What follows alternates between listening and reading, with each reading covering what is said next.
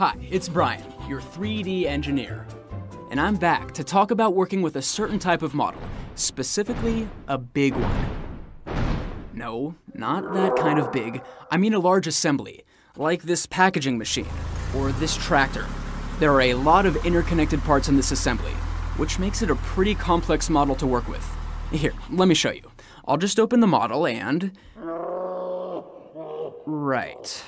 Well, I could go make myself a sandwich, but that probably doesn't help my model at all. So maybe you're starting to see the challenge. The thing is, the model is so complex and has so many parts, it's hard for my CAD system to load up easily. Or quickly. Well, duh, Brian, you're not working on the whole assembly at once, you're only working on one part at a time. So just load up that part, problem solved. Good thinking, but not so fast. I mean, say I'm working on this coupling. Or is it this coupling?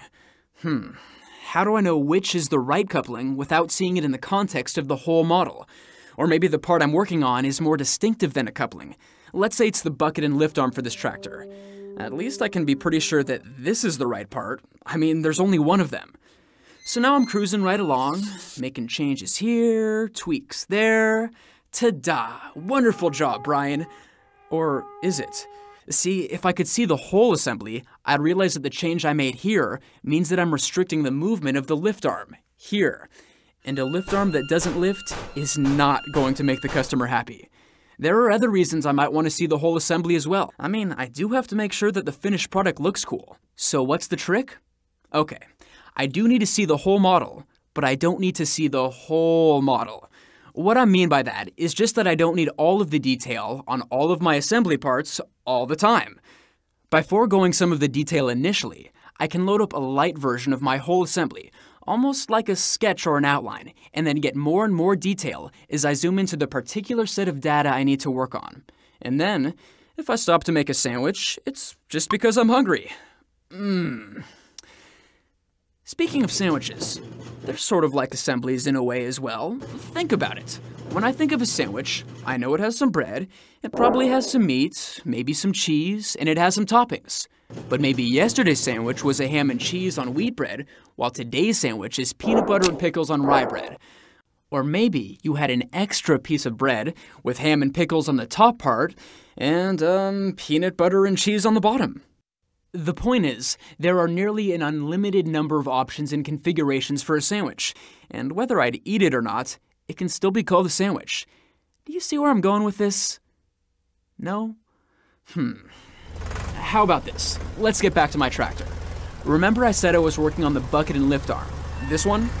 But really, there are a ton of different bucket and lift arm options for this particular tractor, and a ton of different seat options, and a ton of different wheel options.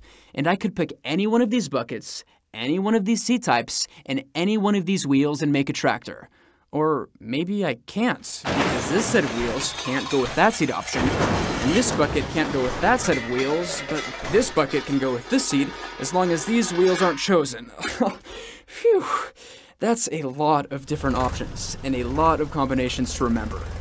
Where do I even begin? Trying to figure out which combinations of parts will make a tractor is going to take a while, and my sandwich is still waiting. What I need to know is which options are available based on each successive selection I make. So say I really want these tires. I mean, who wouldn't? I know that by choosing these tires, I can only pick from these 3 bucket and lift arms, and from these 5 seats. So now I pick, this bucket and lift arm. And that limits my seat choices down to these 3. Suddenly, I'm feeling a lot less overwhelmed. My life is looking pretty good. By loading a light version of my assembly, I can get it up and running quickly, while still making sure that I'm working on the right part, and without causing any clash or interference problems in my model. I can also manage the configuration of my assembly by dynamically limiting my choices based on my subsequent selections, all with no waiting. Sorry about that. I couldn't wait for my sandwich either. Want to know more about working with assemblies? Go here to learn more. Until next time.